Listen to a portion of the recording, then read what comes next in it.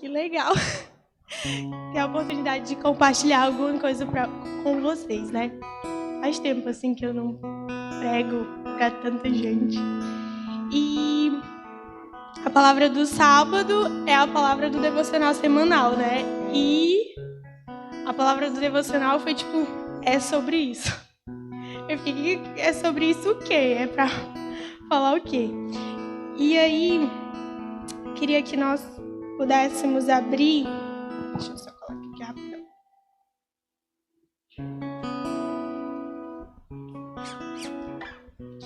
Que a gente possa abrir em Gálatas, capítulo 1.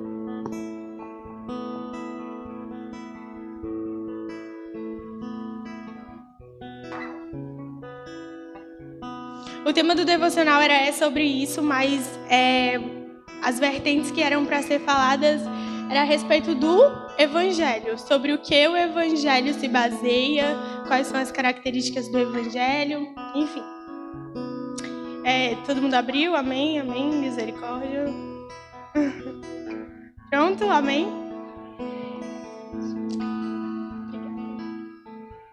Gálatas capítulo 1, versículo 6. Admiro-me de que vocês estejam abandonando tão rapidamente aquele que os chamou pela graça de Cristo para seguirem outro evangelho, que na realidade não é o evangelho. O que ocorre é que algumas pessoas o estão perturbando, querendo perverter o evangelho de Cristo. Mas ainda que nós, ou um anjo dos céus, pregue um evangelho diferente daquele que lhes pregamos, que seja amaldiçoado. Como já dissemos agora, repito, se alguém lhes anunciar um evangelho diferente daquele que já receberam, que seja amaldiçoado. Acaso busco eu agora a aprovação dos homens ou a de Deus? Ou estou tentando agradar a homens? Se eu ainda estivesse procurando agradar a homens, não seria servo de Cristo. Eu tenho uma imaginação assim que às vezes só eu entendo. De verdade mesmo. No capítulo 6, quando Paulo ele diz assim, admiro-me, eu consigo imaginar ele na minha mente dizendo assim, gente, eu estou passado. De verdade mesmo. Eu imagino ele dizendo, gente, eu estou passado, o que vocês estão fazendo? E a primeira coisa que eu queria falar sobre isso é que Paulo ele tinha uma convicção tão grande, ele tinha uma firmeza tão grande a respeito daquilo que ele falava, que ele diz, olha, se alguém, se por acaso, não importa se é ser vivente da terra, ser vivente do céu, não importa se é gente, se é anjo, mas se alguém chegar para vocês e anunciar um evangelho diferente do que eu estou anunciando, que esse ser seja amaldiçoado. Ele foi encontrado de uma forma pelo evangelho do Senhor, de uma forma que trouxe uma convicção tão grande para ele que ele entendia que era aquele, porque ele sabia quem trouxe o evangelho para ele. Ele fala, olha, eu fui encontrado, quem anunciou o evangelho para mim foi o próprio Jesus Cristo. Então, se alguém falar alguma coisa diferente disso, tá amaldiçoado. Não é esse. O evangelho correto é esse que eu estou falando, é esse que eu estou anunciando, porque quem anunciou a mim foi Jesus.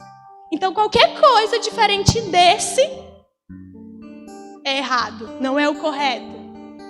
E eu admiro muito essa convicção de Paulo, porque às vezes a gente até fica meio capenga, às vezes a gente vai dar um conselho baseado na palavra e a gente não tem tanta certeza. Às vezes a gente fica tão assim, mas sendo que nós também fomos encontrados por esse evangelho.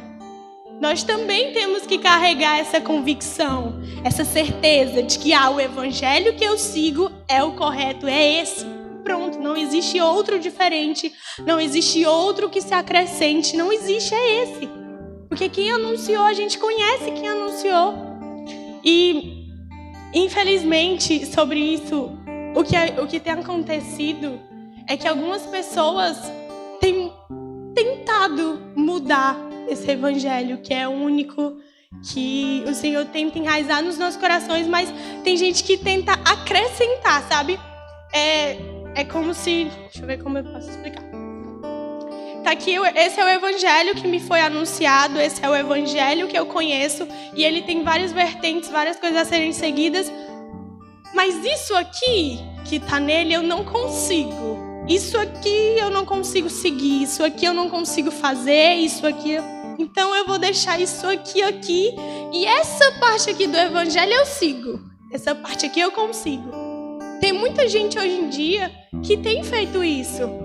Tem muita gente que tem acrescentado algumas coisas ao evangelho, tem tornado o evangelho uma coisa favorável a ser seguida. Se eu consigo seguir um evangelho dessa forma, então vai ser dessa forma, eu vou seguir aqui. E tá tudo certo. E Paulo, ele é muito claro. Pra mim, ele é muito duro, porque eu não consigo me imaginar sendo amaldiçoada por, de repente, mudar algo que já é certo, um evangelho que já é certo, que não tem outro. E ele é muito duro quando ele diz, olha, seja amaldiçoado. Ele não diz, olha, seja castigado, pense direito. Não, ele diz, seja amaldiçoado na terra, no céu. Seja amaldiçoado, seja gente, seja anjo, seja amaldiçoado. E eu tava pensando sobre isso e é muito louco, porque eu conheço pessoas assim. Em algum momento eu até posso ter sido essa pessoa também. Todos nós estamos sujeitos a isso. Mas quando a gente faz isso, quando a gente tenta tornar o evangelho uma coisa favorável a mim, quando eu tento tornar o evangelho uma coisa favorável a mim, para que eu siga, para que eu consiga seguir, eu estou simplesmente olhando para Jesus e dizendo, olha, você não é suficiente. Olha, você, sabe a sua morte? Você morreu, você sofreu, você sangrou, você chorou, você isso, aquilo. Sabe a sua morte, Jesus? Ela não é suficiente. Eu preciso tirar algo, eu preciso acrescentar algo. Quando eu acrescento algo ao evangelho para que ele seja favorável a mim, eu estou nada mais, nada menos do que dizendo isso. Eu estou olhando nos olhos de Jesus e estou dizendo, você não é suficiente para mim. A sua morte não foi suficiente para mim. Eu preciso pôr algo, ou eu preciso tirar algo. E aí eu queria que a gente fosse agora para uma parábola que é bem conhecida, que é a do filho pródigo, que é Lucas 14. Não, gente, Lucas 15, perdão. Lucas 15 a partir do 11. E aí, em relação a essa parábola, todas as vezes que eu escutei ela, eu escutei com uma mesma visão, sabe? Tipo, a parábola do filho, ele sai de casa, ele erra, e tananã, e tananã, e tananã, e ele faz isso, ele faz aquilo, depois ele volta, o pai aceita, é lindo, é tananã.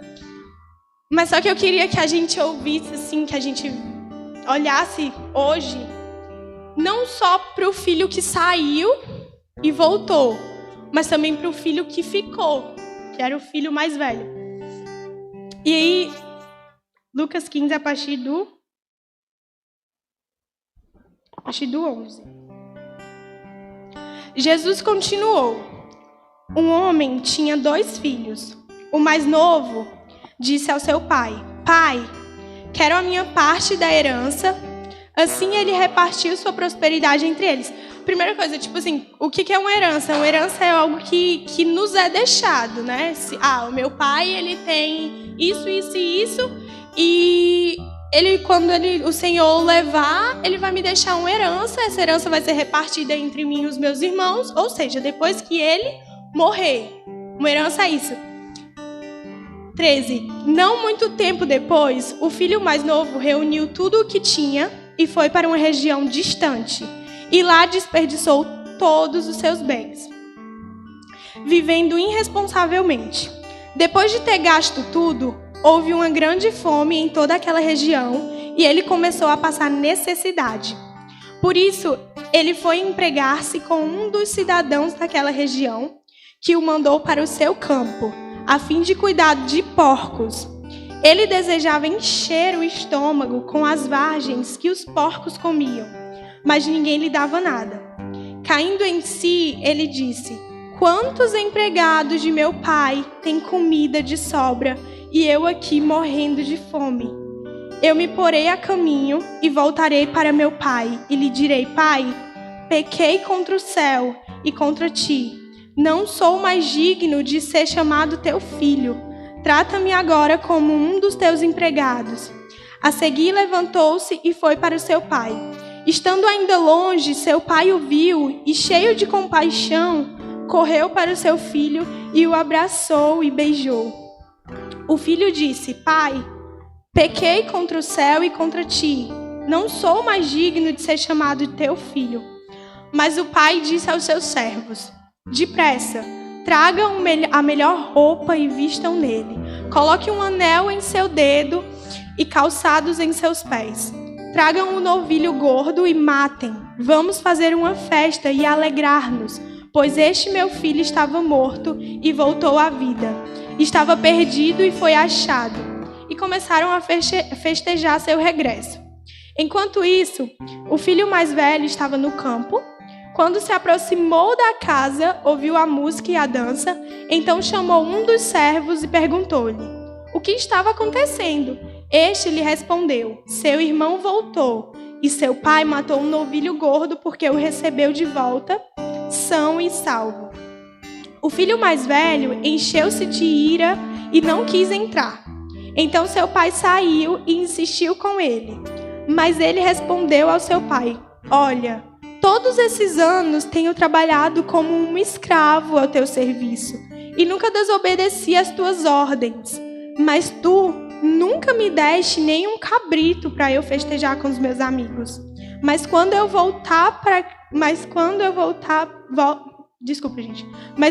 este volta para casa, esse teu filho que esbanjou os teus bens com prostitutas, tu matas novilho gordo para ele? Disse o pai: Meu filho, você está sempre comigo, e tudo o que eu tenho é seu. Mas nós tínhamos que celebrar a volta desse seu irmão e alegrar-nos, porque ele estava morto e voltou à vida. Estava perdido e foi achado. Sobre a herança, a primeira coisa que eu consigo pensar é que o filho mais novo, ele basicamente está dizendo assim, com outras palavras para o pai: olha, eu queria que você tivesse morto. Eu quero que você me dê o que é meu por direito, porque eu quero. O que é meu por direito eu quero que você me dê. Então ele estava dizendo o quê? Se uma herança a gente recebe quando alguém morre, nos é dado, né, por direito, quando alguém morre. Então se ele estava pedindo a herança, ele estava dizendo: olha, a minha vontade era que você tivesse morto, para que eu pudesse receber aquilo que é meu por direito, que vem de você, para que eu vá viver minha vida. A primeira coisa que ele fala é isso. E em nenhum momento fala que o pai pensou em não dar, não. A parábola conta que o pai simplesmente deu, ele foi e viveu o que ele queria viver. E outra coisa a respeito disso é que teve até um devocional da Liara muito incrível falando sobre amor, que me tocou muito, muito, muito, muito. Eu nunca vi alguém falar de uma forma tão bonita sobre amor. E o amor, ele... Não consigo explicar como ela explicou. Escutem o áudio. Mas quando a gente ama, se eu amo alguém, eu vou me alegrar quando aquela pessoa se alegrar. Eu vou ficar triste também quando aquela pessoa ficar triste. Não porque é o motivo dela... eu amo a Gabi, ela tá muito triste. O motivo que tá entristecendo ela não me entristece tanto. Mas eu amo ela e eu tô vendo ela triste. Então aquilo vai mexer comigo. E da mesma forma, uma alegria, se eu amo ela e ela tá morta de alegre, ela tá muito feliz, mas não é um motivo que talvez me alegre tanto, não é uma coisa pra mim, é uma coisa pessoal dela, mas por ver a felicidade dela, eu vou sentir alegria também, porque eu amo ela. Então, quando eu amo, eu me alegro e eu me entristeço. E vocês conseguem perceber que o filho mais velho em nenhum momento se alegrou com a alegria do pai. Em nenhum momento ele... temos que festejar, meu pai. Em nenhum momento. Então, naquele momento, ele não demonstrou nenhum tipo de amor com o pai dele. E, sabe, o amor, eu acho que é uma coisa que a gente constrói. Não dá para eu chegar e dizer assim, coração, ama a Thalita. Não tem como, eu vou amar ela de acordo com o que eu for conhecendo, de acordo com o que eu for sabendo dos defeitos, das qualidades dela, conhecendo quem ela é. É a partir daí que vai ser construído em mim um amor por ela. Não tem como eu conhecer ela hoje e dizer, coração, ama a Thalita. Coração, tu tem que amar a Thalita porque não tem como. Não existe isso. E ele não se alegrou, ou seja, para mim, nesse momento ele não demonstrou nenhum amor pelo pai dele. Porque o pai estava feliz e ele nem tchau. E a não alegria do irmão mais velho iguala ele ao irmão mais novo. Por quê? Porque o irmão mais novo saiu de casa, pegou tudo que era dele e foi viver a vida. O irmão mais novo, ele não queria o pai. Ele queria aquilo que o pai tinha. Aquilo que era do pai para ele. E o irmão mais velho também queria isso. Porque ele disse, o senhor, eu vivi com o senhor eu vivi a vida toda, trabalhei como um escravo, e o senhor nunca me deu nem um cabrito e está dando um novilho gordo para ele. Ou seja, o interesse do filho mais velho também era nas coisas do pai. Em nenhum momento ele chegou e se alegrou por sentir amor também pelo pai. Ou ele disse, poxa pai, por quê? Sei lá, ele não tentou entender. Sabe? Poderia até dizer que, certo, ele sentiu um pouco de ciúme, um pouco de inveja. Mas se fosse só ciúme, ainda seria entendível. Mas ele não pensou no pai, ele pensou nas coisas do pai. Ele queria as coisas. Ele julgou o irmão, porque o irmão pediu tudo que era dele e foi viver, mas ele também ficou pelas coisas. Ele não demonstrou amor. Ele não se alegrou com a alegria do pai. Em nenhum momento. E eu amo essa parábola. Eu gosto muito de parábola porque eu me sinto, sei lá, eu sinto que eu estou ouvindo do próprio Jesus, né? Porque era ele quem contava. E no momento em que Jesus estava contando isso, eu consigo imaginar ele falando, olha, que péssimo irmãos mais velhos vocês são. Porque ele tinha várias pessoas, gente de todo tipo, escutando o que ele estava contando, e eu consigo fielmente ver Jesus dizendo, olha, que péssimos irmãos mais velhos vocês são. Porque vocês apontam aqueles que saem e não recebem quando eles voltam. Que péssimo irmãos mais velhos vocês são.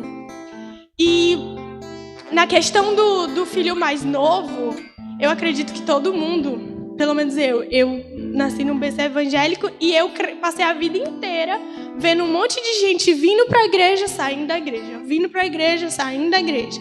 E eu ficava, meu Deus, era uma ida e vinda. Cresci vendo isso. Mas agora vamos imaginar uma pessoa que sai da igreja, que sai da presença do Senhor, como o filho mais novo.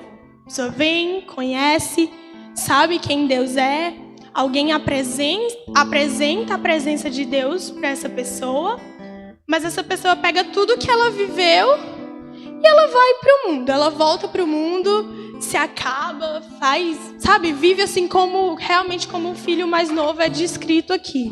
A Bíblia descreve que ele foi viver uma vida vã, que ele foi entregue à prostituição, que ele gastou tudo que ele tinha com coisas vazias do mundo. E vamos imaginar essa pessoa que sai da igreja como esse filho mais novo. A pessoa sai, pega tudo que ela aprendeu, volta para o mundo e no mundo vive uma desgraceira, desgraça a vida, faz tudo que tem vontade e depois se arrepende. Mas vocês conseguem ver que nessa parábola, em nenhum momento, o filho mais novo, que saiu da casa e quis voltar, em nenhum momento ele diz assim, vou voltar para casa porque eu estou com saudade do meu pai. Vou voltar para casa porque lembrei do meu pai, porque o meu pai me tratava bem, porque o meu pai era bom, porque o meu pai me amava. Em nenhum momento ele fala isso. O que acontece é que ele está passando fome, não tem mais nada, acabou tudo que tinha, desgraçou a vida e agora ele quer voltar. Mas por quê? Pelo pai? Não. Ele lembra, os empregados do meu pai têm o que comer. Ele retorna outra vez pelo que o pai pode oferecer, não pelo próprio pai. Em nenhum momento ele pensa no pai dele, ele pensa naquilo que o pai dele pode oferecer. Os empregados do meu pai têm o que comer. Se eu for pelo menos empregado do meu pai, o que comer não vai me faltar, se ele me aceitar. E aí ele até, é muito engraçado porque ele até ensaia como que ele vai chegar. Ele fala, eu vou chegar lá, eu vou falar assim, assim, assim. Pai, pequei. Ele ensaia e do jeito que ele ensaia, ele chega pro pai e fala. E aí nesse momento também, logo em seguida, vai falar que o pai de longe avistou. Ou seja, de longe avistou. Então, por algum motivo, esse pai tinha o hábito de esperar pelo filho. Vocês concordam comigo? Amém? E aí, ele voltou pelo que o pai poderia oferecer. Mas o que acontece com alguém que sai da igreja, mas quer voltar? A pessoa sai, desgraça a vida, conhece tudo que não presta, destrói o coração, se acaba, porque é isso que o mundo oferece. Pessoas que tiveram um privilégio, porque ser encontrado por Deus é um privilégio. E aí a pessoa tem o privilégio de conhecer a Deus, mas ela sai, descobre tudo que é ruim, droga, sexo, crime, tudo. Conhece a sensação de tudo, mas quando ela chega na desgraceira, na situação que esse filho chegou de não ter o que comer, a pessoa lembra, cheguei no fim do poço, no fim do túnel. Mas na igreja não me faltava alegria. Na igreja era bom. Na igreja Deus falava comigo, na igreja Deus me proporcionava algo bom. Ou seja, tem gente que vai para o mundo, desgraça a vida e quer voltar, mas não quer voltar por quem Deus é, mas pelo que Ele oferece. Assim como o filho. Esse filho, ele não pensou no pai dele, ele não pensou, meu pai deve estar sentindo minha falta, eu amo meu pai, eu tô com saudade, meu pai era bom, meu pai me tratava bem, não. Ele pensou, meu pai pode me oferecer comida. Se o meu pai me aceitar como servo, fome eu não vou passar. E é a mesma coisa com alguém que vai desgraçar a vida no mundo e pensa, na igreja eu tinha algo. Deus pode me oferecer algo. Não é porque, que saudade da presença de Deus, que saudade do que Deus tinha comigo, que saudade do meu relacionamento com Deus. Não. É que saudade de viver bem na igreja porque Deus me fazia viver bem. Porque Deus me proporcionava isso. Porque Deus isso. Vocês conseguem imaginar essa pessoa que sai, como esse filho que também saiu? Mas ao mesmo tempo, a gente também encontra na igreja filhos como esse filho mais velho. Filhos que ficam, mas só pelo que o pai tem para dar também. Filhos que não saem. É até real, porque essa situação até acontece. Algumas pessoas julgam quando outras voltam para a igreja. Não sei se vocês já presenciaram coisas do tipo, se vocês já viram algo do tipo, mas tem pessoas que não saem da igreja, vivem na igreja por aquilo que Deus pode oferecer. E quando alguém que sai, como esse filho mais novo, e volta, essa pessoa aponta, essa pessoa julga, essa pessoa não acredita no arrependimento desse filho mais novo que voltou. Não é louco? Eu nunca tinha olhado para essa parábola com esses olhos de realmente pensar também no filho mais velho e associar aos dias de hoje. Eu só pensava no básico, que todo mundo pensa geralmente. A parábola do filho que foi embora, ele foi, pediu a herança. Mas tem todo um contexto por trás que Jesus estava tentando entender. Primeiro, o filho disse que queria que o pai morresse, porque ele pediu a herança. Herança é algo que a gente recebe quando alguém morre. Então, ele, primeiro de tudo, ele falou que queria que o pai dele tivesse morto. O que ele queria do pai dele não era a vida, não era o pai dele, era o que o pai dele tinha. Depois ele foi, desgraçou a vida, fez tudo que sentiu vontade, conheceu as coisas ruins do mundo e depois voltou pelo que o pai dele poderia oferecer, mas não pelo pai. E o filho mais velho ficou, mas também pelo que o pai poderia oferecer, pelo que o pai tinha. E não por quem o pai era.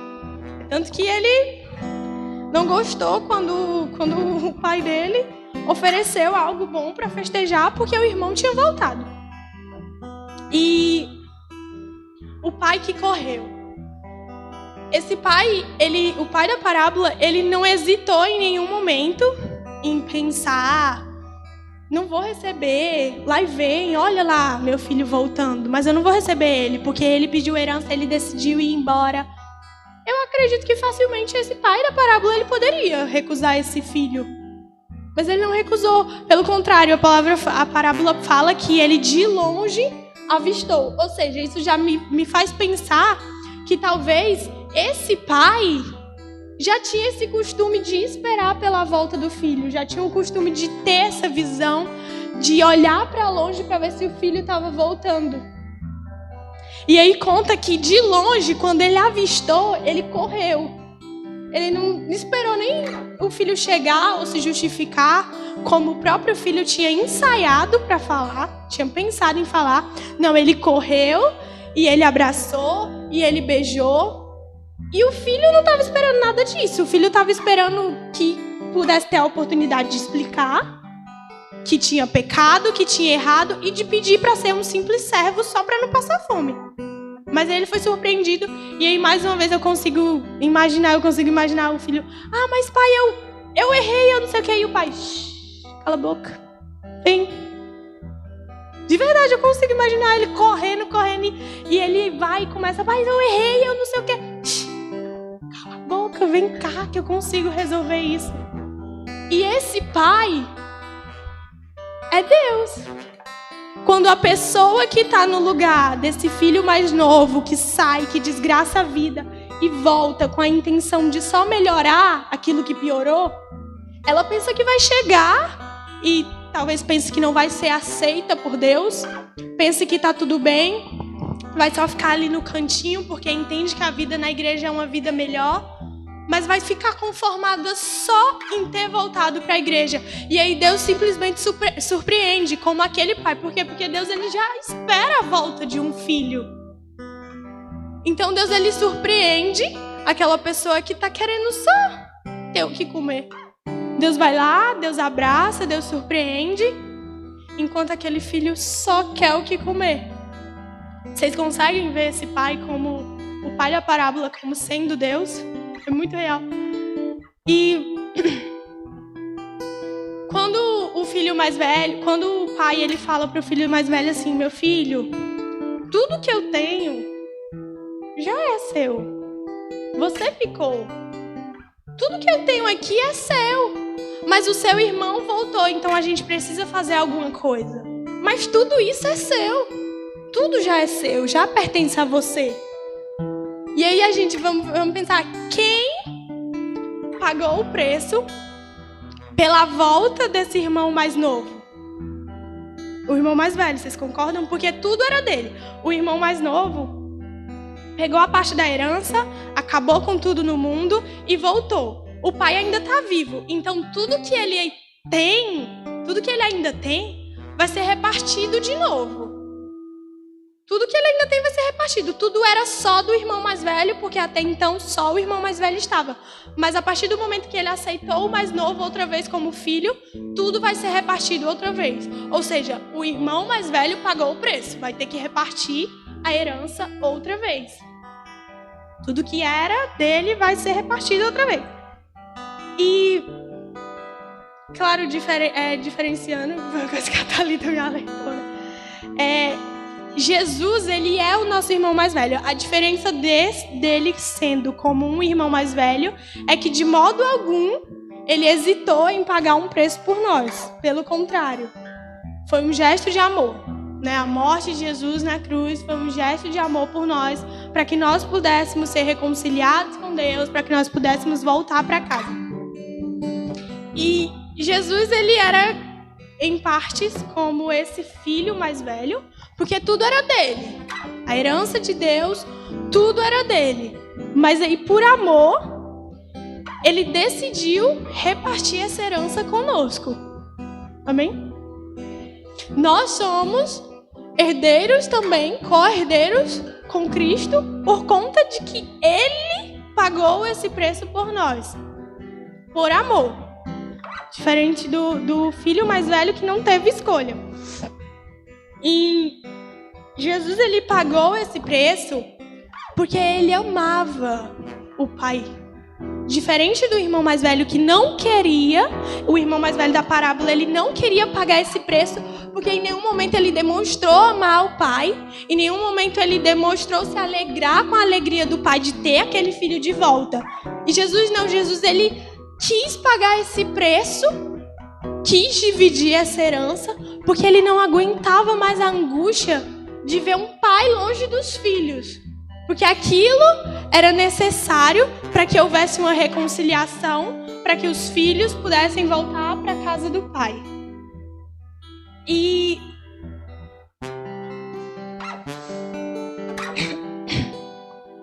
às vezes a gente é muito ingrato com isso. Esse filho da parábola,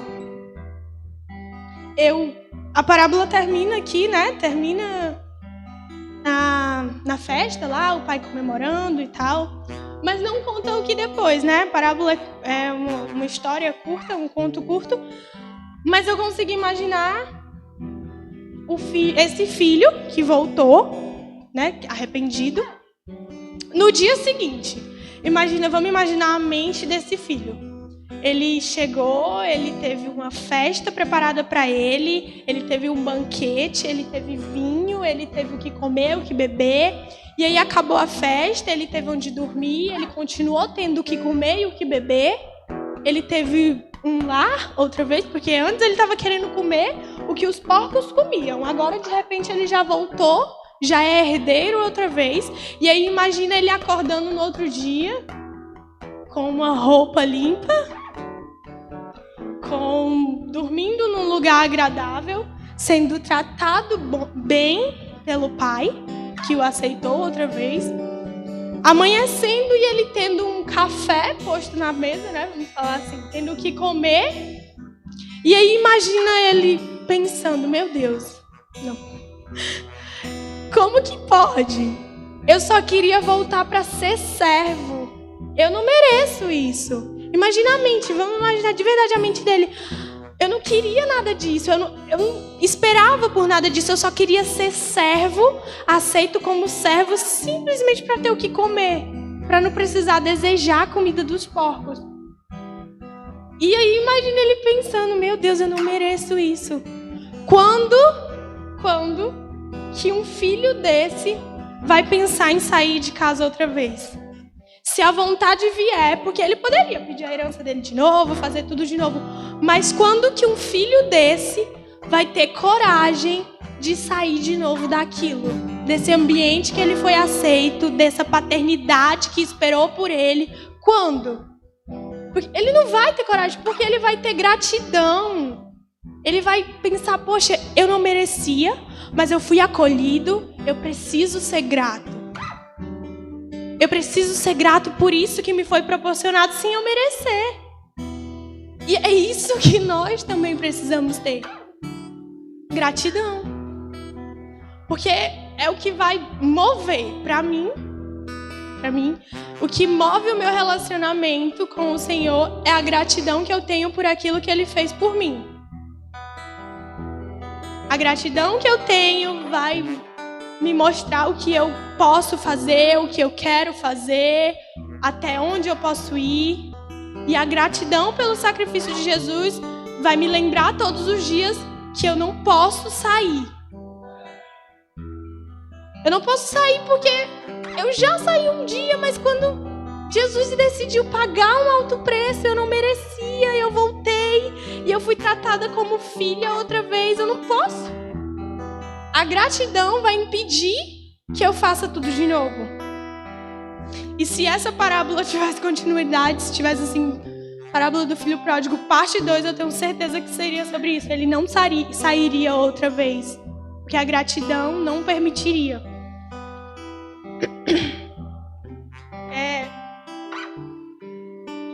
Pensar assim, eu não sei se você já parou, acredito que todo mundo já parou, né? Tipo assim, pra pensar o que é o evangelho. Eu lembro que quando eu era criança, a minha avó, ela era o maior exemplo. Minha família tem fé, minha mãe tem fé, meu pai tem fé, mas a minha avó, ela era o maior exemplo de fé pra mim. Eu lembro que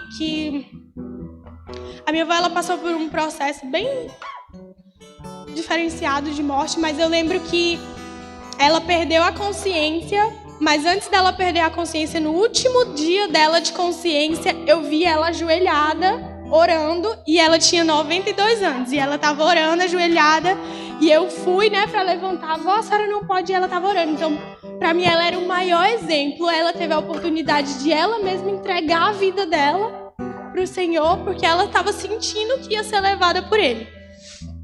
E eu lembro que eu crescia, né, e ela falava muito, o Evangelho isso, Jesus isso, o reino é isso. E eu ia formando, né, minhas opiniões. Mas aí eu lembro que chegou um tempo que a curiosidade foi tão grande que a minha vontade era conhecer pelo que eu iria buscar e não pelo que eu iria ouvir dela e da minha família e tal.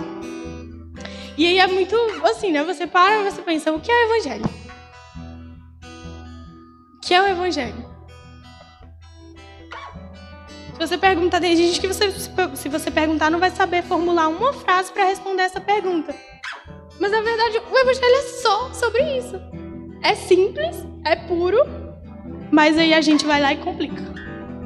O evangelho é sobre isso. O evangelho é salvação, o evangelho é vida, o evangelho é baseado no amor, porque se não fosse amor não tinha vida, se fosse amor não tinha sacrifício, se fosse amor Jesus não tinha morrido por nós e não teríamos nenhuma relação com Deus.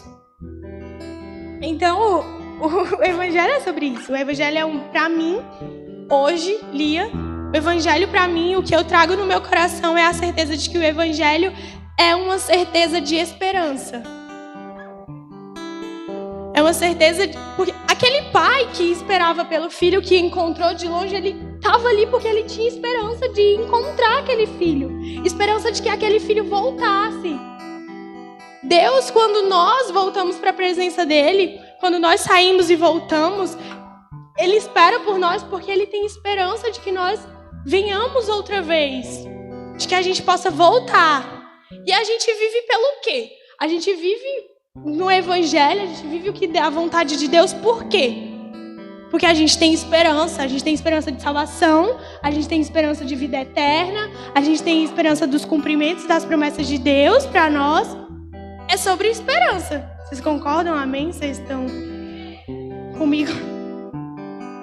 E eu anotei que é uma expressão. O evangelho é o escândalo do amor do Pai. Porque é realmente um escândalo, uma coisa muito impressionante, alguém dar um filho por você. Eu amo minha mãe, eu amo meu pai, eu amo meus irmãos, eu faria muita coisa por eles, mas eu não sei se eu conseguiria morrer por eles. Não porque eu não amo, mas porque, humanamente falando, é uma coisa que é impossível. Uma coisa que é impossível dizer, você me ama. Arranque aí uma unha pra você provar que você me ama. Você vai arrancar? Você não vai arrancar. Dói. Dói demais. E Deus, ele simplesmente deu o filho dele pra não só arrancar uma unha, pra ter o corpo dilacerado por nós. Então nós precisamos de verdade valorizar isso. Eu sei que é muito comum. Eu, pelo menos, escuto muito isso, que a gente precisa valorizar a verdade de Jesus, que a gente precisa valorizar o sacrifício, que a gente precisa valorizar aquilo que a gente tem, valorizar. Mas na maioria das vezes a gente não valoriza como deveria. E talvez a gente nem consiga um dia valorizar como realmente deve ser valorizado, porque é impossível. É simplesmente a graça. E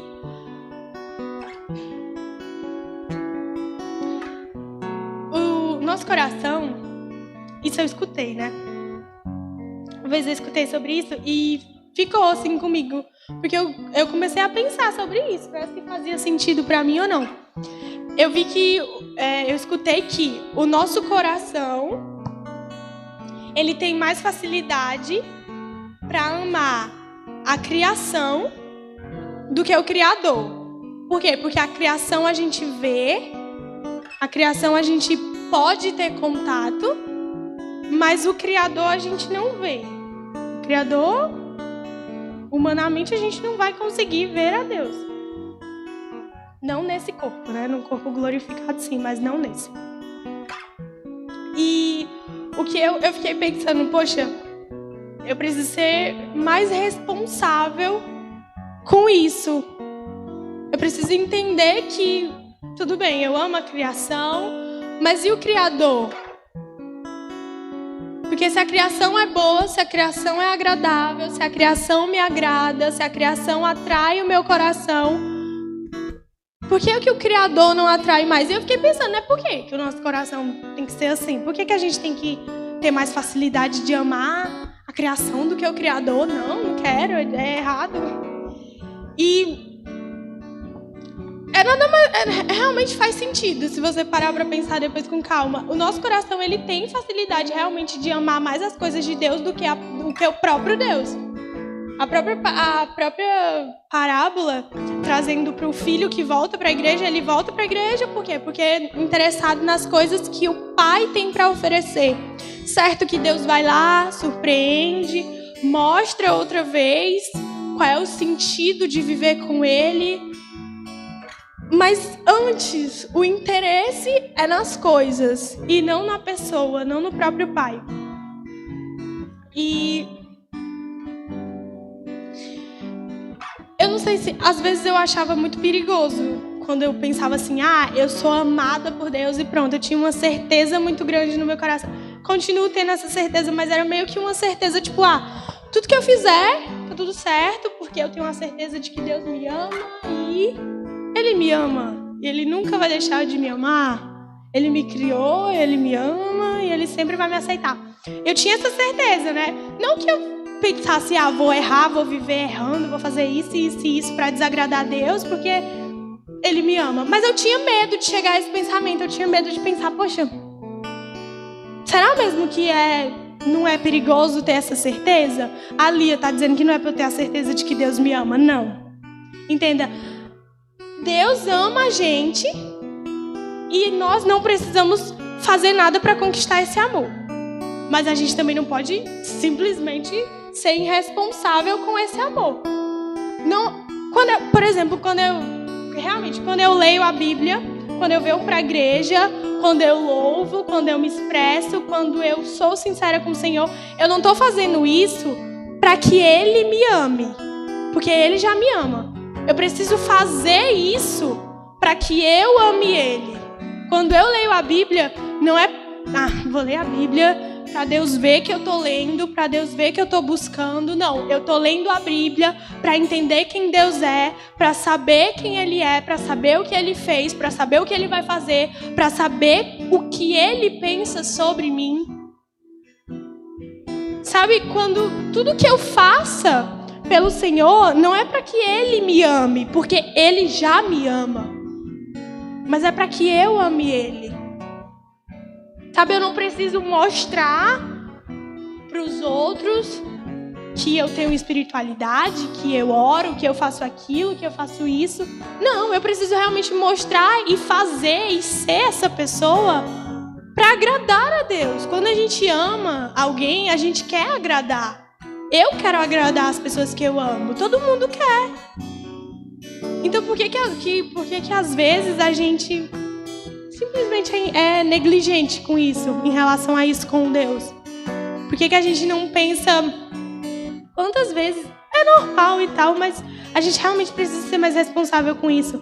Quantas vezes a gente sai de casa para ir para a igreja, a gente meio que cria uma rotina, a gente chega na igreja, a gente se derrama, a gente se expressa aos pés do Senhor, mas às vezes a intenção do nosso coração é só cumprir mais um dia, só fazer mais um dia, porque se eu não for para a igreja, o pastor vai me ligar, porque se eu não for para a igreja, o meu líder vai perguntar, e aí eu vou ter que falar que eu não fui porque eu não estou com vontade. Como é que eu vou explicar? Não quero ir para a igreja, como é que eu vou deixar de ir? Depois a Yasmin e a Thalita vai me ligar. O que eu vou dizer para ela? Thalita, não quis ir para a igreja? Vou receber um sermão. E aí a gente vem, por que a gente permite que o nosso eu coloque tanta intenção e tanta motivação errada no nosso coração? Vocês entendem? Foi uma coisa muito preciosa. A gente precisa realmente ser atraído pela gratidão pelo que o Senhor fez. Porque senão eu vou viver uma vida vã, eu vou vir para a igreja, mas eu não vou entender o sentido por qual eu estou aqui, que é por gratidão. Não é para que Deus me ame, não é para que Deus me coloque sobre alguém, não é para que Deus me exalte, não, é por gratidão, é por encontrar felicidade nisso, é por encontrar felicidade em me relacionar com Deus, é por encontrar felicidade naquilo que Ele me fala através da palavra. Sabe, realmente, será que a gente tem sido responsável com isso?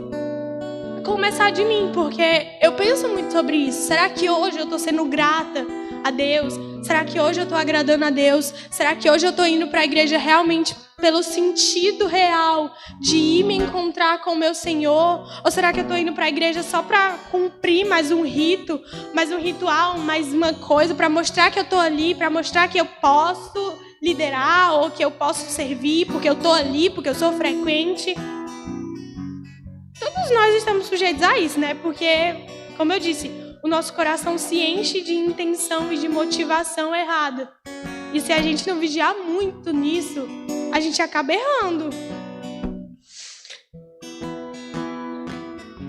Então, o que eu fizer por Jesus, eu preciso fazer por gratidão a Ele, sabe? Por realmente me sentir grato, por ter um coração grato. E às vezes não é fácil a gente ter um coração grato. Às vezes a gente esquece da preciosidade que foi o que Jesus fez por nós. Então eu acho muito importante nós orarmos assim, pedindo gratidão. Porque como eu falei, a gente nunca vai sentir por Deus a gratidão que Ele merece. É impossível. Humanamente falando, eu não tenho como agradecer. Não tem. Nada que eu faça vai poder expressar o que Deus merece. Porque Deus é o único filho, nada que eu faça vai pagar. Nada. E, de fato, Deus não quer que a gente pague. Nunca. Mas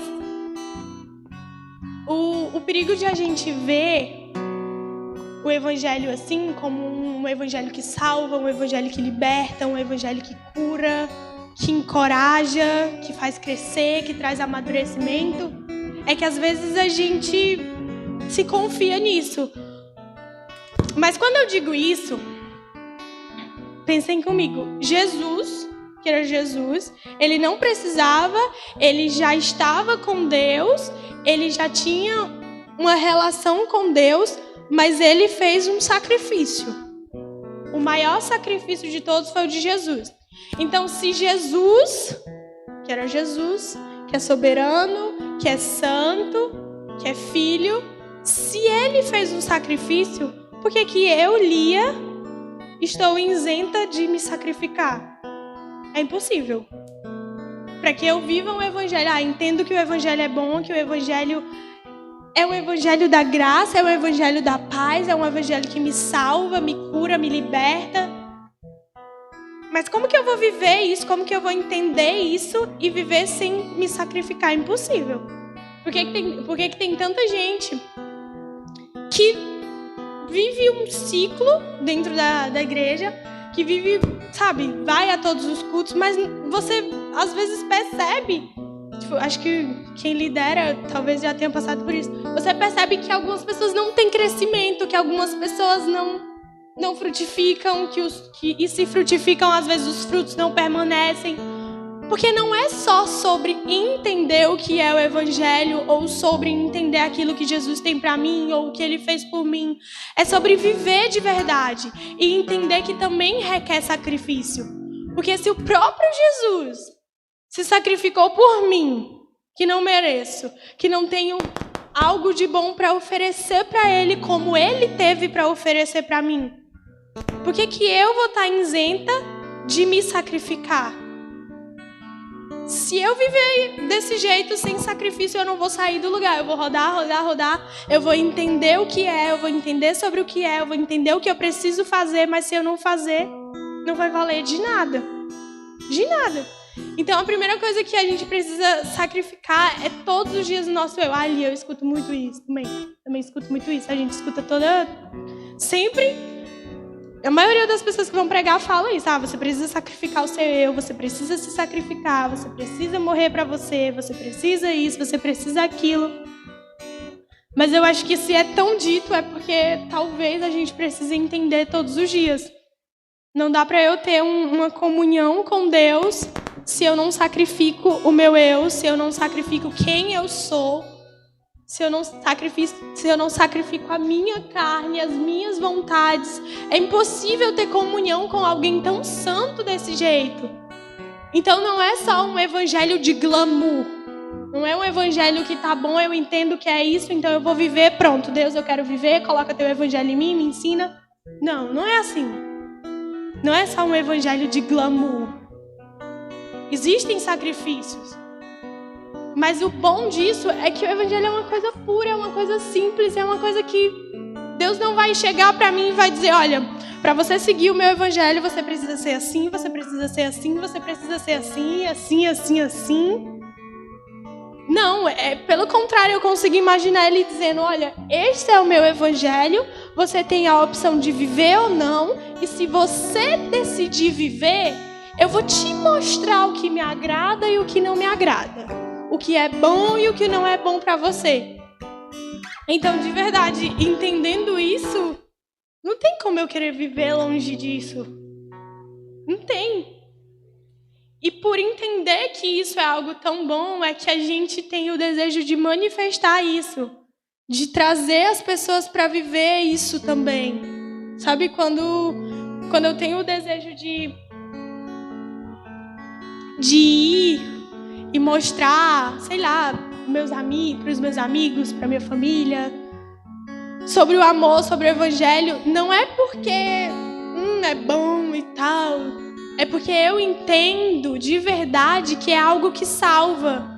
Então eu vou querer levar para as pessoas que eu amo, porque eu quero o que é bom para as pessoas que eu amo. Eu quero manifestar para elas o que é bom, o que é eterno. E é por isso, e é por entender e por ser cheio dessa certeza que a gente sente a vontade de expandir, que a gente sente a vontade de falar. Quando a gente está cheio, a gente quer sair pregando para todo mundo. Mas é simplesmente por isso, por entender que é algo bom, por entender que é algo puro, por entender que é algo que salva, liberta, que eu vou sentir o desejo de fazer com que mais pessoas sejam alcançadas por esse evangelho, por esse amor. E é sobre isso.